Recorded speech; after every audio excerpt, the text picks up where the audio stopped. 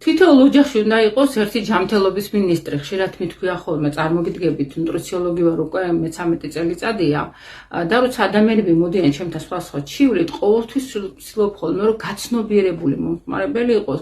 თითოეულ მათგანს ვაცნობ რა ეტაპებს რატო გადიან და მე ვასწავლი რა აკეთო მთელი ცხოვრების განმავლობაში პერიოდულად თუ სისტემატიურად რომ იყვნენ ჯანმრთელები. იმიტომ რომ ჩვენ ყოველდღიურად ვაგროვებთ შლაკებს, ტოქსინებს, მათ შორის პარაზიტებს, ანუ ამას პერიოდული წმენდა მაინც უნდა. თუნდაც გაზაფხულ შემოდგომაზე ანტიპარაზიტული წმენდა და მე მოყოლებული ნაწლავების ხავების დონეზე წმენდა, შესაბამისად ცოცხალი წყალი გინდათ და ყოველდღე უჯრედული კვება, იმიტომ რომ ყოველდღე ახალი უჯრედები წარმოიშვებათ. თქვენ თუ საშენი მასალა არ მიაწოდეთ, როგორ აშენდება ჯანსაღი უჯრედებით. ჯანსაღი უჯრედები იქნება, ჯანსაღი ქსოვილები, ქსოვილებისაგან ორგანოები, ორგანოებისაგან სისტემები და თქვენც. ანუ ხდებათ როგორ მარტივია წესი ჯანმრთელობაზე ზრუნვა, ოღონდ ამას უნდა მართლა სერიოზულად სწავლა.